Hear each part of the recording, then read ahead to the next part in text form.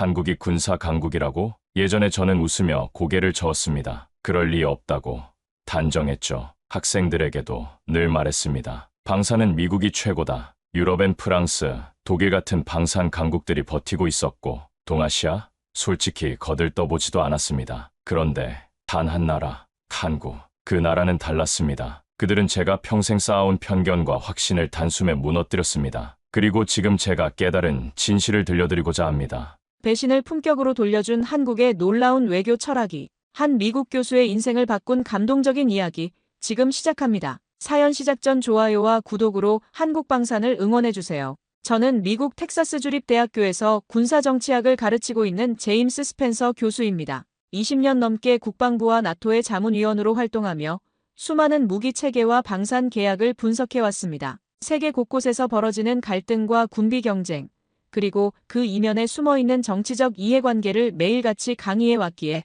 웬만한 사건엔 이제 놀라지도 않게 되었습니다. 하지만 불과 몇 달 전, 저는 제 강의실에서 학생들에게 했던 말을 조용히 지워야 했습니다. 제가 그렇게 확신하던 판단이 너무나 품위 있는 방식으로 뒤집혔기 때문입니다. 대학에서의 제 일상은 매우 규칙적이었습니다. 매주 화요일과 목요일에는 현대 군사외교론을, 월요일과 수요일에는 국제안보와 방산정책을 강의했습니다. 금요일에는 대학원 세미나를 진행하며 주말에는 국방부나 나토에서 요청하는 정책 분석, 보고서를 작성하는 것이 제 삶의 전부였습니다. 20년 동안 이런 생활을 반복하면서 저는 세계 각국의 군사, 정책과 방산 산업에 대해 나름대로 확고한 견해를 갖게 되었습니다. 특히 아시아 지역의 방산 산업에 대해서는 더욱 그랬습니다. 일본은 기술력은 뛰어나지만 평화헌법의 제약으로 수출에 한계가 있고 중국은 규모는 크지만 서방 기술에 대한 의존도가 높으며 한국은 최근 급성장하고 있지만 아직 전체적인 시스템 관리 능력에는 의문이 있다는 것이 제 평가였습니다.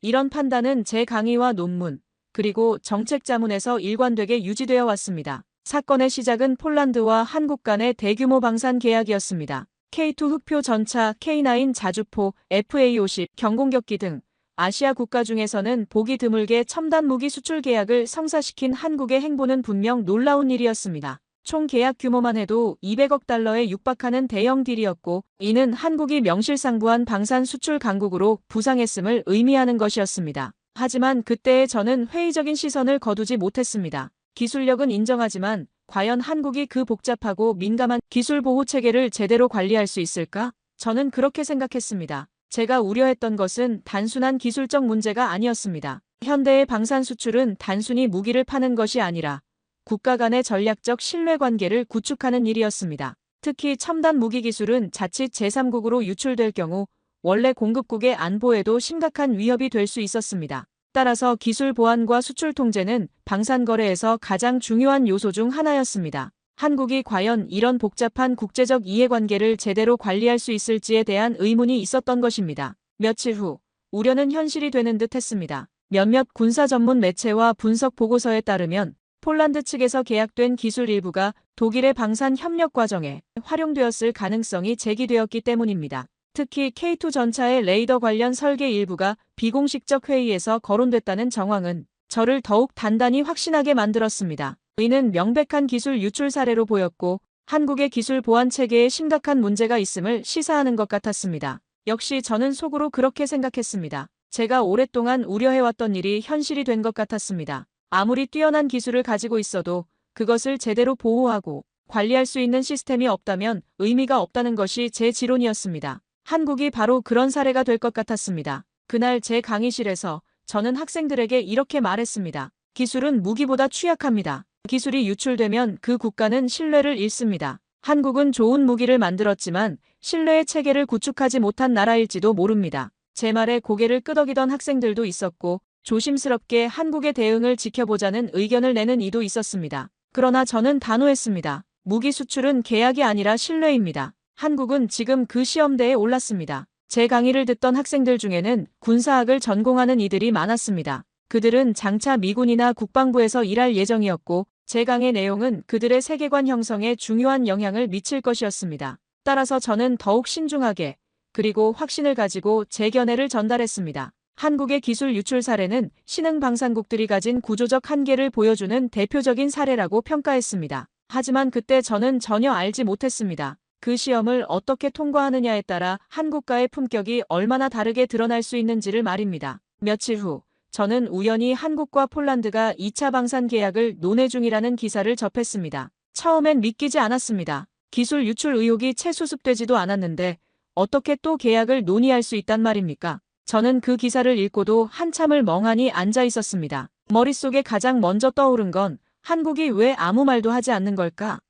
라는 의문이었습니다. 일반적으로 이런 상황에서 기술 공급국이 취하는 대응은 명확했습니다. 공식적인 항해, 언론을 통한 압박, 그리고 필요시 계약 중단까지도 고려하는 것이 통상적인 절차였습니다. 제가 지금까지 관찰해온 대부분의 방산 분쟁 사례가 그랬습니다. 미국이 F-35 기술 유출을 우려하여 터키와의 계약을 중단한 사례나 독일이 레오파드 전차 기술 보호를 위해 제3국 수출을 제한한 사례들을 보면 선진 방산국들은 자국 기술 보호에 매우 민감하게 반응합니다. 그런데 한국의 반응은 이상할 정도로 조용했습니다. 공식적인 항의 성명도 없었고 언론을 통한 압박도 없었습니다. 심지어 정부 차원에서 이 문제에 대한 공식적인 입장 표명조차 없었습니다. 처음에는 한국 정부가 사태를 파악하지 못하고 있는 것 아닐까 하는 생각도 들었습니다. 하지만 한국의 정보 수집 능력을 고려할 때 그럴 가능성은 낮았습니다. 솔직히 말씀드리자면 저는 한국이 외교적으로 침묵하는 이유를 정치적 계산이나 체면치레 정도로 생각했습니다. 기술을 당하고도 강하게 반응하지 못하는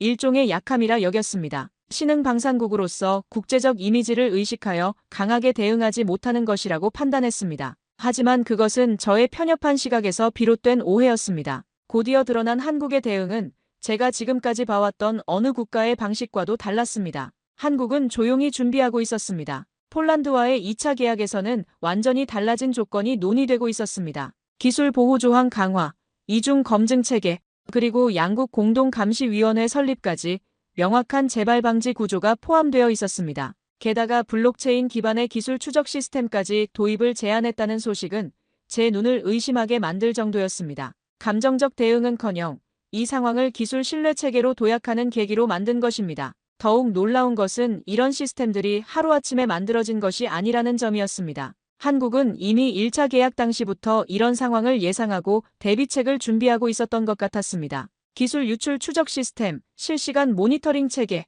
그리고 위반 시 자동 제재 메커니즘까지 모든 것이 체계적으로 설계되어 있었습니다. 이는 단순한 사후 대응이 아니라 사전에 치밀하게 계획된 전략의 일부였습니다. 그제야 저는 알게 되었습니다. 한국은 이미 1차 계약 이후 폴란드 측의 기술 활용 상황을 면밀히 분석하고 있었습니다. 그리고 이를 굳이 외부에 떠들지 않고 차분히 재협상 테이블로 끌고 와 제도화하고 있었던 겁니다. 이건 분명히 계산된 전략이었습니다. 신뢰를 단순히 말로 요구하는 것이 아니라 구조로 지켜내려는 의지가 엿보였습니다. 한국의 접근 방식은 제가 지금까지 연구해온 어떤 사례와도 달랐습니다. 보통 기술 유출 문제가 발생하면 공급국은 즉각적이고 강력한 대응을 통해 자국의 입장을 명확히 합니다. 이는 다른 잠재적 파트너들에게 경고 메시지를 보내는 동시에 국내 여론을 달래는 효과도 있습니다. 하지만 한국은 정반대의 길을 선택했습니다. 조용하지만 더욱 효과적인 방법으로 문제를 해결하려 했던 것입니다.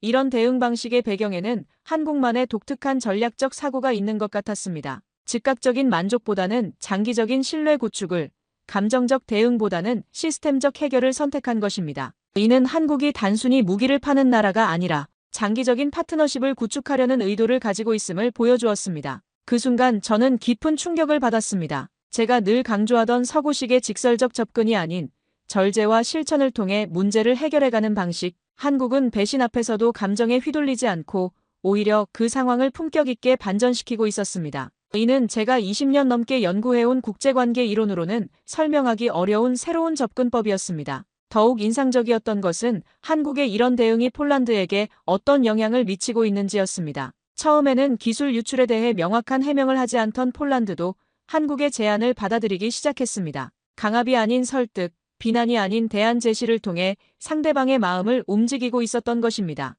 그날 이후 저는 더 이상 입을 쉽게 열 수 없었습니다. 오히려 스스로에게 조용히 물었습니다. 정말 내가 이 나라를 제대로 알고 있었던 걸까? 20년 넘게 쌓아온 제 지식과 경험이 한순간에 흔들리는 느낌이었습니다. 며칠 뒤 저는 제 강의 자료를 처음부터 다시 열어보기 시작했습니다. 기술 유출의 위험이라는 단원 아래에 있던 한국 관련 사례는 이제 더 이상 그 자리에 둘 수 없다는 걸 느꼈기 때문입니다. 대신 저는 제목을 이렇게 바꾸었습니다. 배신을 품격으로 대응한 국가 한국. 20년 넘게 사용해온 강의 자료를 수정한다는 것은 제게 결코 쉬운 일이 아니었습니다. 그것은 단순히 몇 개의 슬라이드를 바꾸는 것이 아니라 제 학문적 신념 자체를 재검토하는 작업이었습니다. 슬라이드 하나하나를 고쳐나가는 동안 제 마음 한켠엔 묘한 감정이 자리 잡기 시작했습니다. 부끄러움이었을까요? 혹은 경외감이었을까요? 분명한 것은 제가 그토록 단정지었던 신뢰의 조건이 완전히 바뀌고 있었다는 것입니다. 저는 늘 강한 국가는 배신 앞에서 단호하게 대응해야 한다고 가르쳐왔습니다. 그러나 한국은 달랐습니다. 함부로 분노하지 않았고 스스로의 품위를 잃지 않았으며 시스템으로 신뢰를 회복해냈습니다. 제가 가장 먼저 수정한 것은 국제분쟁 대응 유형 분류였습니다. 기존에는 강경 대응형, 협상 해결형, 회피형 등으로 분류했었는데 한국의 사례는 어디에도 맞지 않았습니다. 새로운 카테고리가 필요했습니다. 건설적 해결형이라고 명명했습니다. 문제를 회피하지도 않고 감정적으로 대응하지도 않으면서 오히려 그 문제를 더 나은 시스템을 만드는 기회로 활용하는 방식 말입니다. 저는 회의적으로 바라보던 2차 계약 협상의 전말을 하나하나 분석했습니다. 그 안엔 분명히 정치도 외교도 국방도 아닌 사람 사이의 약속을 지키려는 진심이 담겨 있었습니다. 한국은 그 누구보다도 철저하게 폴란드의 행동을 알고 있었지만 끝까지 감정적으로 흔들리지 않았습니다. 그리고 협상 테이블 위에 내민 것은 신뢰를 위한 설계도였습니다. 이런 대응 방식은 우리가 지금껏 알고 있던 강대국의 모습과는 사뭇 달랐습니다. 한국이 제시한 2차 계약 조건들을 자세히 살펴보면서 저는 그들의 전략적 사고의 깊이에 놀라지 않을 수 없었습니다. 단순히 기술 보호만을 위한 조치가 아니라 양국 간의 장기적인 신뢰관계를 구축하기 위한 종합적인 프레임워크였습니다. 공동감시위원회, 기술 이전 추적 시스템, 정기적인 컴플라이언스 체크, 그리고 위반 시 단계적 제재 메커니즘까지 모든 것이 체계적으로 설계되어 있었습니다. 특히 인상적이었던 것은 블록체인 기반의 기술 추적 시스템이었습니다. 이는 단순히 기술 유출을 방지하는 것을 넘어서 기술의 흐름을 투명하게 만들어 양국 간의 신뢰를 높이는 혁신적인 접근법이었습니다. 기존의 방산 계약에서는 볼 수 없었던 새로운 개념이었습니다. 한국은 4차 산업혁명 기술을 방산 외교에 접목시킨 선구적인 사례를 만들어내고 있었습니다. 그리고 폴란드 측도 그 진심을 느낀 듯 했습니다. 그들은 공개적으로 사과하지는 않았지만 한국이 제시한 보호 조건을 전면 수용했습니다. 기술 유출과 관련된 이슈를 계약 해석의 차이라는 언급으로 정리하면서도 실질적인 이행 조치를 통해 한국의 신뢰에 응답한 것입니다. 그것은 하나의 결과보다도 두 나라 사이에 새로운 기준의 신뢰 구조가 만들어지고 있다는 신호였습니다. 폴란드의 변화된 태도는 한국의 접근 방식이 얼마나 효과적이었는지를 보여주는 증거였습니다. 만약 한국이 처음부터 강경하게 나갔다면 폴란드는 방어적인 자세를 취했을 것이고 양국 관계는 악화되었을 가능성이 높았습니다. 하지만 한국의 품격 있는 대응은 폴란드로 하여금 스스로 문제를 인식하고 해결 방안을 모색하게 만들었습니다. 이 과정에서 저는 국제관계에서 품격이라는 요소가 얼마나 중요한지를 새롭게 깨달았습니다. 기존의 국제관계 이론에서는 주로 힘의 균형, 경제적 이익, 전략적 가치 등이 주요 변수로 여겨졌습니다. 하지만 한국의 사례는 품격이 때로는 이런 전통적인 요소들보다 더 강력한 영향력을 발휘할 수 있음을 보여주었습니다. 더욱 놀라운 것은 이런 접근 방식이 일회성이 아니라는 점이었습니다. 한국은 다른 방산 수출 계약에서도 비슷한 패턴을 보이고 있었습니다. 인도네시아와의 KF21 공동 개발 프로젝트에서도 이집트와의 K9 자주포 수출 계약에서도 한국은 일관되게 상대방의 입장을 존중하면서도 자국의 이익을 지키는 균형 잡힌 접근을 보여주고 있었습니다. 그렇게 저는 제 강의 슬라이드의 마지막 페이지를 이렇게 바꾸었습니다. 기술은 흘러갈 수 있다. 그러나 신뢰는 설계할 수 있다. 그 문장을 보고 있는 제 자신에게도 묘한 울림이 느껴졌습니다. 20년 넘게 군사정치학을 연구하면서도 놓치고 있었던 중요한 진실을 발견한 기분이었습니다. 한국은 기술이 아니라 그 기술을 지킬 수 있는 국가의 자세를 수출하고 있었습니다. 무기를 파는 것이 아니라 신뢰를 만드는 방법을 전수하고 있었던 것입니다. 이는 전통적인 방산 외교의 패러다임을 완전히 바꾸는 혁신적인 접근법이었습니다. 그날 이후로 저는 제 수업 시간마다 한국의 사례를 꼭 언급하게 되었습니다. 학생들은 처음엔 의아해했습니다. 기술 유출 논란이 있었던 나라 아닌가요? 왜 공개적인 항의도 하지 않았죠? 그런 질문이 나올 때마다 저는 조용히 고개를 끄덕이며 대답했습니다. 이런 질문들은 사실 제가 처음에 가졌던 의문과 정확히 같은 것들이었습니다. 따라서 저는 학생들의 반응을 충분히 이해할 수 있었고 더욱 신중하게 설명해야 할 필요성을 느꼈습니다. 맞습니다. 기술은 유출되었고 폴란드는 계약의 정신을 어겼을 가능성이 높습니다. 그런데 여러분, 한국은 그 사실을 알고도 함부로 폴란드를 몰아세우지 않았습니다. 대신에 철저한 제도적 대응을 준비했고 결과적으로 폴란드는 이를 전면 수용했죠. 이게 바로 품격 있는 대응입니다. 학생들 중 일부는 여전히 의문스러운 표정을 지었습니다. 군사학을 전공하는 학생들에게는 강력한 대응이 더 자연스럽게 느껴질 수밖에 없었습니다. 특히 미국의 교육 환경에서 자란 학생들은 명확하고 직접적인 의사표현을 선호하는 경향이 있었습니다. 따라서 한국의 우회적이고 절제된 접근 방식은 그들에게 다소 이해하기 어려운 것일 수도 있었습니다.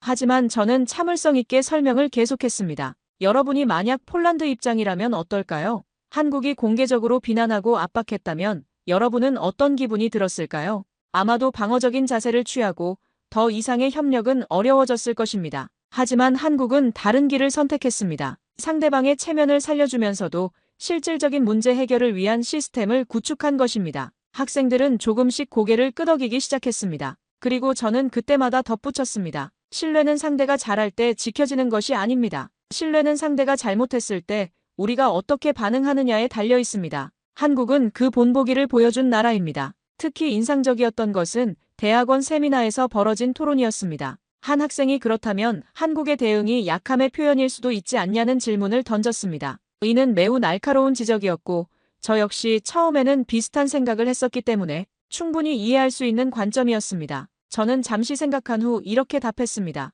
그렇게 볼 수도 있습니다. 하지만 결과를 보세요. 한국은 폴란드와의 관계를 단절시키지 않았을 뿐만 아니라 오히려 더 강화시켰습니다. 그리고 동시에 국제적으로 신뢰할 수 있는 파트너라는 이미지를 구축했습니다. 이것이 약함의 결과일까요? 아니면 전략적 강함의 결과일까요? 사실 저 자신도 놀랐습니다. 불과 몇 달 전까지만 해도 저는 한국을 기술은 뛰어나지만 관리 체계가 약한 나라로만 보았습니다. 그러나 이제 제 인식은 완전히 달라졌습니다. 그들은 단지 무기를 만드는 나라가 아니었습니다. 상대를 정죄하지 않으면서도 신뢰를 되찾기 위한 구조를 만들어내는 힘을 가진 나라였습니다. 그리고 그 힘은 단순한 방산기술에서 나오는 것이 아니라 사람과 사람 사이의 관계를 국가 간 신뢰로 승화시키는 정치적 성숙에서 나왔습니다. 저는 수많은 강대국들이 감정과 이익에 흔들리는 모습을 보아왔기에 한국의 이런 절제와 전략이 얼마나 놀라운 것인지 더욱 뼈저리게 느낄 수 있었습니다. 수업 중에는 종종 다른 나라들의 사례와 비교하는 시간도 가졌습니다. 러시아가 우크라이나 전쟁 중에 보인 대응,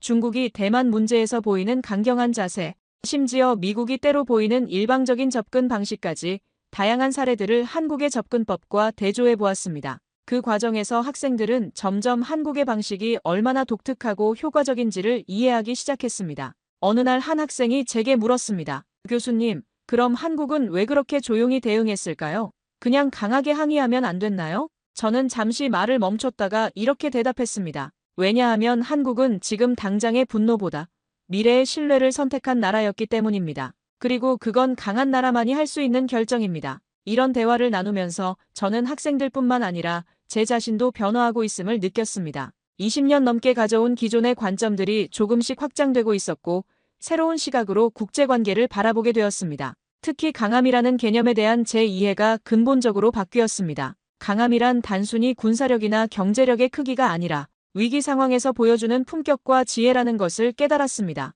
한국이 보여준 것이 바로 그런 종류의 강함이었습니다. 감정에 휘둘리지 않고 장기적인 관점에서 최선의 선택을 할 수 있는 능력, 그것이야말로 진정한 국력이라는 생각이 들었습니다. 그렇게 제 강의의 중심축은 어느새 한국이라는 국가의 대응 철학으로 이동해 있었습니다. 학생들에게 단지 군사무기의 성능이나 전략을 가르치는 것만으로는 부족하다는 걸 저 자신이 깨달았기 때문입니다. 저는 이제 한국과 폴란드의 2차 계약 과정을 정치적 신뢰 회복 모델로 소개합니다. 그 안에는 단순히 기술 계약을 넘어선 외교, 심리, 전략, 그리고 인간관계의 모든 것이 담겨 있었기 때문입니다. 제가 새롭게 만든 강의 모듈의 제목은 21세기 방산 외교의 새로운 패러다임이었습니다. 이 모듈에서는 전통적인 방산 거래가 단순한 무기 판매에서 벗어나 어떻게 장기적인 전략적 파트너십으로 발전할 수 있는지를 다루었습니다. 한국의 사례는 이런 변화를 가장 잘 보여주는 사례 연구였습니다. 그리고 무엇보다도 놀라웠던 건 이 모든 과정이 조용히 진행됐다는 점입니다.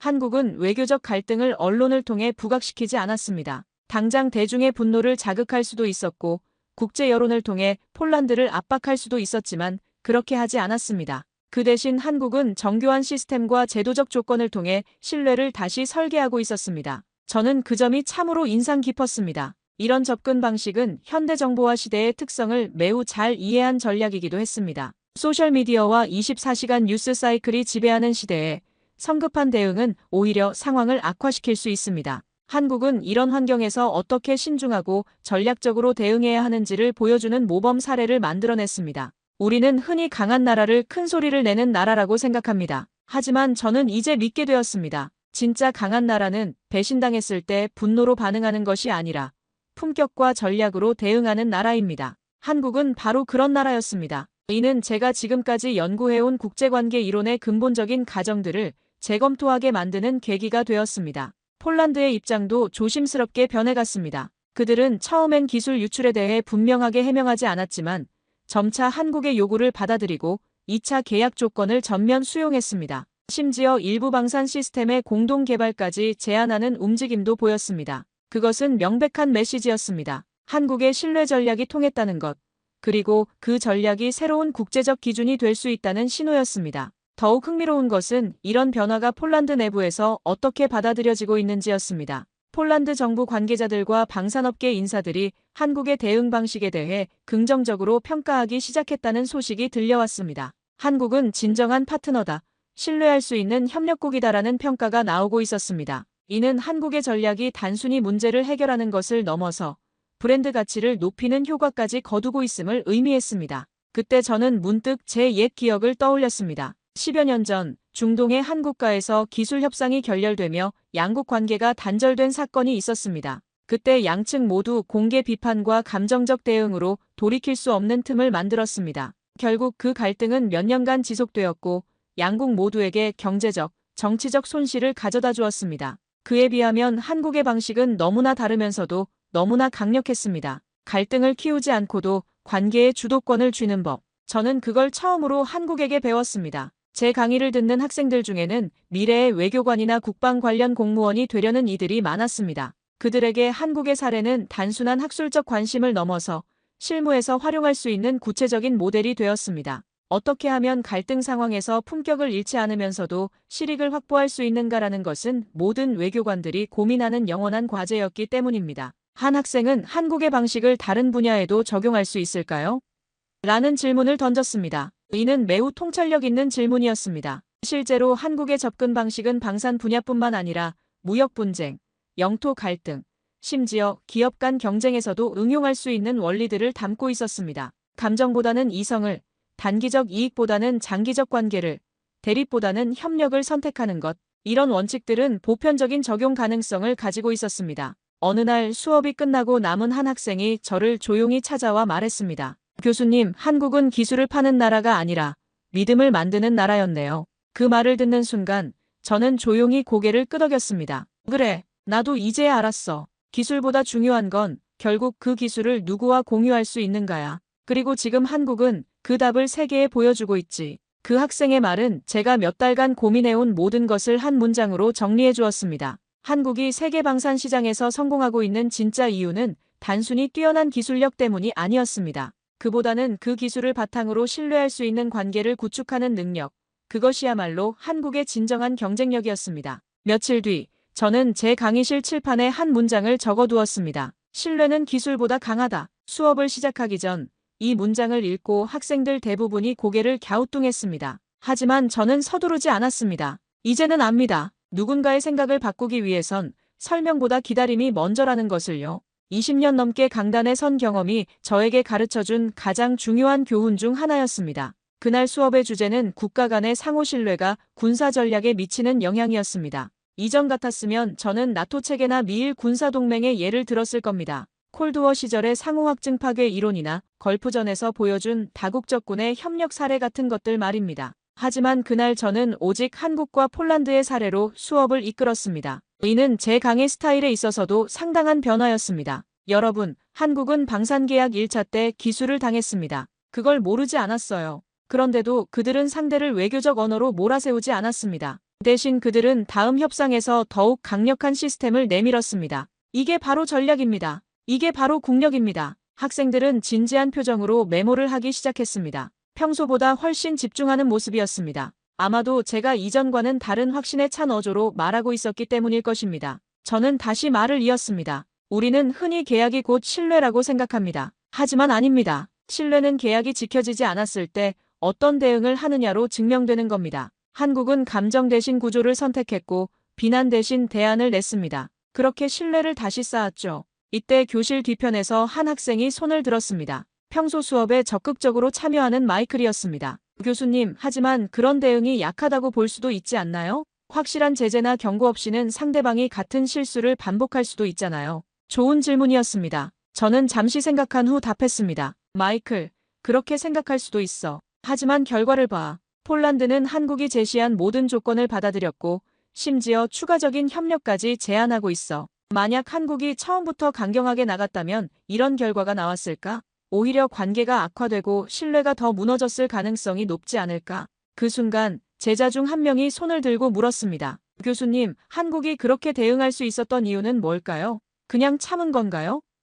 저는 잠시 말을 멈추었습니다. 그리고 천천히 대답했습니다. 그건 아마도 한국이 겪어온 역사 때문일 겁니다. 수많은 외세의 간섭과 전쟁, 그리고 분단의 고통을 겪으면서도 끝내 꺾이지 않았던 그들의 생존 방식, 감정을 지키되 제도를 선택하는 지혜. 저는 그걸 이번 방산 사건에서 처음으로 느꼈습니다. 실제로 제가 한국의 역사를 다시 공부해본 결과 이런 대응 방식이 결코 우연이 아님을 알 수 있었습니다. 일제강점기, 한국전쟁, 군사독재, 민주화 과정을 거치면서 한국은 극한의 갈등과 대립을 경험했습니다. 그 과정에서 감정적 대응이 얼마나 파괴적인 결과를 가져올 수 있는지를 뼈저리게 깨달았을 것입니다. 그리고 그런 경험이 현재의 성숙한 외교 철학으로 이어진 것 같았습니다. 학생들은 그제야 고개를 끄덕였습니다. 누군가는 조용히 대단하네요 라고 속삭이기도 했습니다. 교실의 분위기가 한국에 대한 새로운 이해와 존경으로 바뀌는 것을 느낄 수 있었습니다. 이는 단순히 하나의 국가에 대한 평가를 바꾸는 것을 넘어서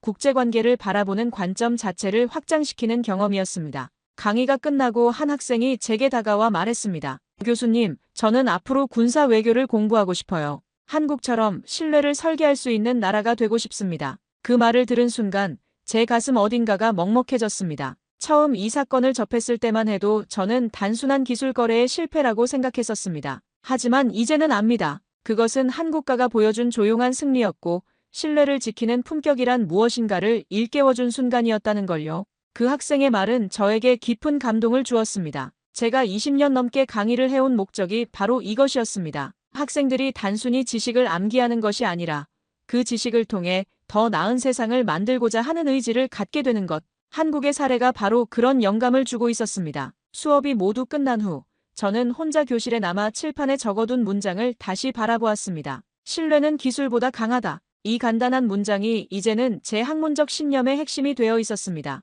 그리고 이 신념을 통해 저는 국제관계와 방산 정책을 완전히 새로운 시각으로 바라보게 되었습니다. 그날 저녁, 저는 오랫동안 연구실에 머물며 새로운 논문의 초고를 작성하기 시작했습니다. 제목은 신뢰 중심 방산 외교 한국 모델의 이론적 함의였습니다. 이 논문에서 저는 한국의 사례를 통해 21세기 방산 외교의 새로운 패러다임을 제시하고자 했습니다. 그날 저녁, 저는 오랜만에 제 연구실 책상 앞에 앉았습니다. 문득 지난 20여 년간 정리해둔 군사 외교 관련 논문과 보고서들을 꺼내보게 되었습니다. 서가를 가득 채운 수백 권의 책들과 논문들, 그리고 제가 직접 작성한 정책 분석 보고서들을 훑어보면서 이상한 기분이 들었습니다. 그런데 이상하게도 그중 단 하나도 신뢰를 중심으로 다룬 글은 없었습니다. 모두가 기술의 우위, 전략적 배치, 군비 확장만을 말하고 있었습니다. 저는 그런 분석 속에서 평생을 보냈습니다. 책장에서 꺼낸 제 대표작 중 하나인 21세기 군사동맹의 변화와 전망이라는 논문을 다시 읽어보았습니다. 2015년에 발표한 이 논문은 당시 학계에서 상당한 주목을 받았고 나토 정책 결정에도 일정 부분 영향을 미쳤던 연구였습니다. 하지만 지금 다시 읽어보니 전체 200페이지 중에서 신뢰라는 단어가 등장하는 횟수는 고작 3번뿐이었습니다. 그마저도 부차적인 언급에 불과했습니다. 대신 그 논문은 군사력 비교, 경제적 기여도, 지정학적 가치 등 정량적이고 물리적인 요소들로 가득했습니다. 물론 그런 요소들이 중요하지 않다는 것은 아닙니다. 하지만 한국의 사례를 통해 제가 깨달은 것은 이런 하드파워 못지않게 중요한 것이 바로 소프트파워, 특히 신뢰라는 무형의 자산이라는 점이었습니다. 그리고 한국을 통해 제가 새롭게 배우게 된 것은 군사력도 외교 전략도 결국은 신뢰라는 단어 하나로 귀결된다는 사실이었습니다. 한국은 폴란드의 실책을 끝까지 추궁하지 않았습니다. 분명 억울했을 겁니다. 기술이 유출된 정황이 있었고 그 여파로 국제 신뢰도가 흔들릴 수 있는 위기 상황이었으니까요. 하지만 그들은 절대로 감정적으로 반응하지 않았습니다. 제가 다시 검토해본 다른 사례들과 비교해보면 한국의 이런 대응이 얼마나 예외적인지를 알 수 있었습니다.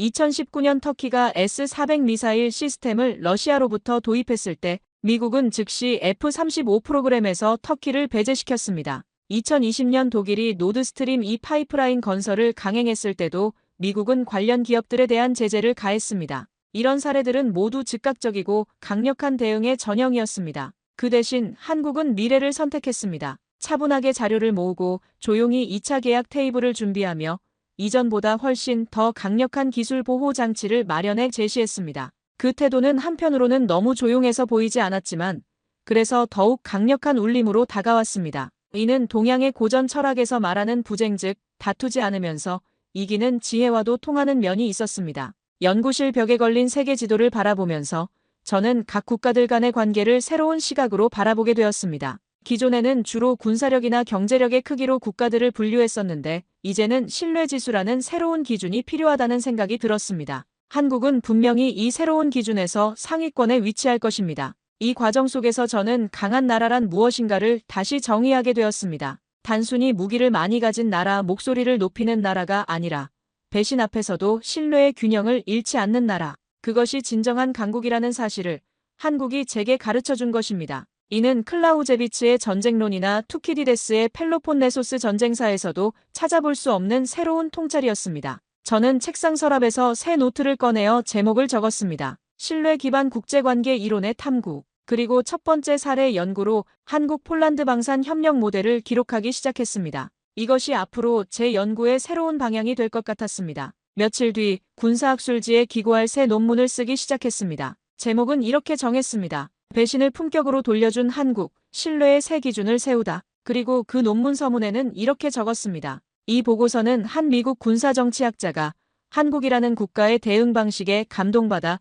자신의 신념을 바꾸게 된 과정을 담고 있다. 한국은 기술을 넘어서 신뢰를 설계한 나라였다. 이 논문을 쓰면서 저는 과거 20년간의 연구를 새로운 렌즈로 재해석하게 되었습니다. 냉전 시대의 핵억지력도 걸프전의 첨단 무기 체계도 결국은 상호 간의 신뢰 또는 불신에 기반한 것들이었습니다. 하지만 기존 연구들은 이런 심층적인 동기보다는 표면적인 현상에만 주목했었습니다. 논문 작성 과정에서 가장 어려웠던 부분은 한국의 접근 방식을 기존의 국제관계 이론 틀 안에서 설명하는 것이었습니다. 현실주의 이론으로는 설명이 안 됐고 자유주의 이론으로도 부족했습니다. 구성주의적 접근이 가장 가까웠지만 그것도 완전하지는 않았습니다. 결국 저는 새로운 이론적 프레임워크가 필요하다는 결론에 도달했습니다. 이렇게 저는 새로운 눈으로 세계를 바라보게 되었습니다. 국방도 외교도 결국은 사람이 만드는 것이고 사람 사이의 관계가 만들어내는 감정의 결이 바로 국가 간 신뢰로 이어진다는 사실을 이제 저는 믿게 되었습니다. 한국이 제게 가르쳐준 이 교훈은 앞으로 제 학문적 여정의 나침반이 될 것입니다. 학기 마지막 수업이 끝난 날이었습니다. 평소보다 늦게까지 강의실에 남아 정리를 하고 있는데 조용히 한 학생이 다가와 말을 걸었습니다. 이름은 조슈아, 군사외교 전공을 희망하며 저를 유독 유심히 바라보던 학생이었습니다. 그는 학기 내내 제 강의에 가장 적극적으로 참여했던 학생 중 하나였고 특히 한국 관련 수업에서는 더욱 깊은 관심을 보였었습니다. 그는 잠시 머뭇거리다 이렇게 말했습니다. 교수님, 저는 요즘 한국이라는 나라를 다시 보게 됐어요. 처음엔 기술력만 좋은 나라라고만 생각했는데 교수님 수업을 들으면서 많이 바뀌었습니다. 조슈아의 말에서 진정성이 느껴졌습니다. 그는 단순히 좋은 성적을 받기 위해 교수의 환심을 사려는 것이 아니라 정말로 뭔가 깊은 깨달음을 얻은 것 같았습니다. 저는 미소 지으며 고개를 끄덕였습니다. 그래, 나도 그랬단다. 처음엔 그저 아시아의 새로운 기술 강국이라고만 봤지만 그들의 대응을 보고 나서는 단순한 기술이 아닌 신뢰의 전략을 갖춘 나라임을 느꼈지. 제 대답을 들으며 조슈아는 더욱 진지한 표정을 지었습니다. 그의 눈빛에서 학문적 호기심과 함께 미래에 대한 진지한 고민이 엿보였습니다. 조슈아는 조금 망설이다 조심스럽게 다시 물었습니다. 근데요, 교수님, 그럼 배신을 당하고도 아무 말 없이 품위 있게 대응하는 게 정말 이기는 걸까요? 그렇게 참는 게 강한 건가요? 그 질문을 듣는 순간 저는 한참 동안 대답을 하지 못했습니다. 조슈아의 물음은 단지 한국의 대응을 묻는 것이 아니었습니다. 그것은 제가 평생 동안 쌓아온 군사 이론과 전략, 그리고 강함이라는 정의 자체를 다시 묻게 하는 질문이었습니다. 실제로 이는 현대 국제관계에서 가장 근본적인 질문 중 하나였습니다. 힘의 논리가 지배하는 국제사회에서 도덕성과 품격이 과연 얼마나 의미가 있는가? 이런 철학적 고민은 투키디데스 시대부터 현재까지 이어져 내려온 영원한 딜레마였습니다. 미국의 네오콘 진영과 리버럴 진영 간의 외교 정책 논쟁도 결국은 이런 근본적인 가치관의 차이에서 비롯되는 것이었습니다. 조용히 자리에 앉아 저는 조슈아를 바라보며 천천히 말했습니다. 조슈아, 배신 앞에서 감정을 표출하는 건 쉽습니다. 비난하고 외치고 거래를 끊는 것, 그건 누구나 할 수 있죠. 하지만 품위를 잃지 않고 오히려 상대가 부끄러움을 느끼도록 만드는 방식은 정말 강한 자만이 선택할 수 있는 길입니다. 저는 잠시 멈췄다가 창밖을 바라보며 계속했습니다. 그리고 그런 대응은 단순히 도덕적 우위를 점하는 것을 넘어서 실질적인 전략적 이득도 가져다 줍니다. 그리고 저는 덧붙였습니다. 한국은 그 어려운 길을 걸었습니다. 그리고 결과적으로 신뢰의 주도권을 스스로 쥐게 되었죠. 나는 그것을 보고 이긴다는 말의 의미를 다시 생각하게 되었어요. 그건 이기고 지는 문제가 아니라 무너진 신뢰 위에 다시 다리를 놓을 수 있는 품격의 능력입니다. 조슈아의 표정이 점점 진지해졌습니다. 그는 제 말을 곰곰이 생각하더니 이렇게 말했습니다. 교수님 말씀을 들으니 결국 가장 강한 것은 상대방으로 하여금 스스로 변화하고 싶게 만드는 힘이군요. 폴란드가 한국의 제안을 받아들인 것도 강요당해서가 아니라 스스로 그것이 옳다고 느꼈기 때문이죠. 조슈아의 통찰력에 저는 깊은 인상을 받았습니다. 그는 한국의 사례를 통해 권력의 본질에 대한 새로운 이해에 도달하고 있었습니다. 조슈아는 조용히 고개를 숙이며 말했습니다. 저도 그런 외교관이 되고 싶습니다. 총보다 사람을 먼저 생각하는 그런 국가를 만들 수 있는 외교관이요. 그 말을 들으며 제 마음엔 설명하기 힘든 울림이 찾아왔습니다. 이 수업이 단지 군사 이론을 가르친 것이 아니라 누군가의 마음을 바꾸는 시간이 되었음을 알게 되었기 때문입니다. 교육자로서 20년 넘게 살아오면서 저는 수많은 학생들을 만났습니다. 하지만 진정으로 세상을 바꾸고자 하는 의지를 가진 학생을 만나는 것은 드문 일이었습니다. 조슈아는 그런 학생 중 하나였고 한국의 사례가 그에게 영감을 준 것을 보면서 저는 깊은 보람을 느꼈습니다. 조슈아, 그런 꿈을 가진 내가 자랑스럽구나. 그리고 한국이 보여준 길이 너에게 영감을 줬다니 기쁘구나. 저는 진심으로 말했습니다. 앞으로 내가 외교관이 되어 세계 평화에 기여할 날을 기대할게. 그리고 그때 한국에서 배운 교훈을 잊지 말길 바란다. 진정한 강함은 상대를 굴복시키는 것이 아니라 상대와 함께 더 나은 미래를 만들어가는 것이라는 걸 말입니다. 그날 강의실을 나오며 저는 문득 하늘을 올려다보았습니다. 텍사스의 넓은 하늘이 유독 맑게 느껴졌습니다. 그리고 속으로 이렇게 말했습니다. 한국, 당신이 가르쳐준 건 무기의 힘이 아니라 그 너머에 있는 신뢰의 품격이었습니다. 감사합니다. 덕분에 제 강의도 제 인생도 바뀌었습니다.